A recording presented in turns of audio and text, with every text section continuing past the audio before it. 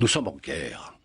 Il ne suffit pas de dire guerre civilisation, de la culture, etc. Tout ça n'a aucun intérêt, en réalité. Que ça soit subversion, culture, tout ça, c'est un problème sémantique agité par des intellectuels qui n'ont rien d'autre à faire. C'est une guerre.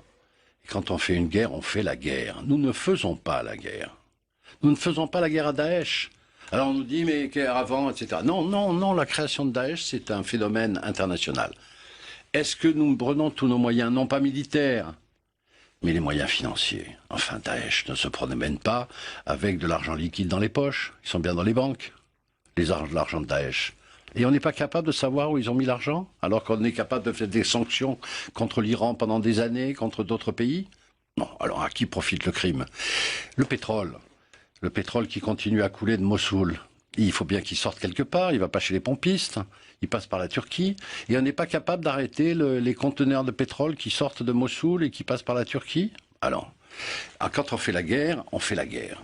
C'est-à-dire, on ne se contente pas de faire des discours. Car il y a une interconnexion évidente maintenant entre un groupe armé qui ne représente pas militairement beaucoup de choses. Hier, il y a eu une discussion entre M. Obama et M. Barak, qui est l'ancien Premier ministre israélien.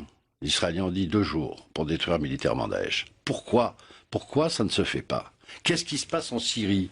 Quelle est l'attitude de la France en Syrie avec Al-Qaïda? Ce sont des questions qu'il faut poser maintenant. Moi, ce que je souhaite depuis longtemps, c'est qu'il y ait un vrai débat de politique internationale sur cette situation qui a des conséquences en France.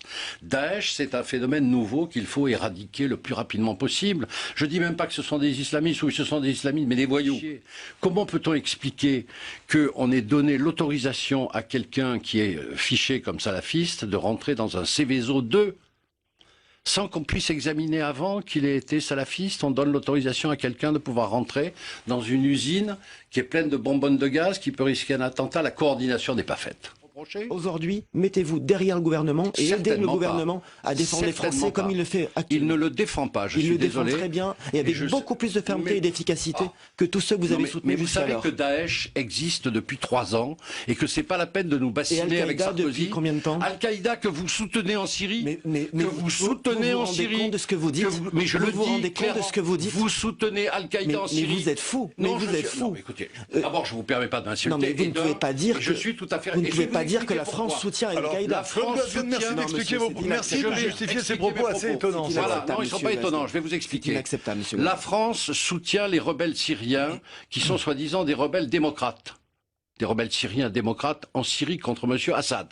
C'était au début de l'insurrection. Qui a récupéré les rebelles syriens démocrates? Al-Nosra. Qu'est-ce que c'est qu'Al-Nosra? Vous savez bien. Al-Nosra, c'est pas Al-Qaïda? Pas tous les rebelles, vous le savez bien. Ah, pas tous les rebelles. C'est-à-dire, certains rebelles ont été récupérés par Al-Qaïda avec des armes françaises. Monsieur Ghazouani, vous ne pouvez pas dire que la France soutient Al-Qaïda. Nous continuons à fournir des armes à Al-Nosra. Par l'intermédiaire des rebelles syriens. Mais je le dis, je l'ai dit à M. Le Drian en commission de la défense, je l'ai dit à M. Fabius, comme tous les autres députés. Il va falloir éclairer tout ça. L'attitude de la France en Syrie n'est pas nette. En Syrie alors? Soutenir Assad contre Assad, mais ne pas se mêler de cette affaire. Nous avons pris position pour les sunnites. Nous sommes les alliés inconditionnels de l'Arabie Saoudite et du Qatar avec les sunnites. On sait très bien que l'Arabie Saoudite soutient les sunnites d'Al-Nosra. Ils sont armés contre Assad, parce qu'Assad il est chiite. Tout ça, c'est un problème complexe que peut-être vous ne connaissez pas, mais renseignez-vous. Mais non, mais merci de vos commentaires. Mais vous m'avez fait traiter de fou, alors je peux vous traiter d'incompétent. Je le retire si vous voulez bien, mais je vous répète que vous ne pouvez pas dire cela, et vous devriez, dans un contexte de terrorisme, soutenir les initiatives du gouvernement que je veux la vérité sur les ce Français. qui se passe en Syrie. Il n'y a pas d'unité nationale possible dans ces sujets-là, sur toute cette région et sur tous les combats. Les mots, c'est fini. Les circonvolutions de communication, c'est terminé. Maintenant, il faut l'action.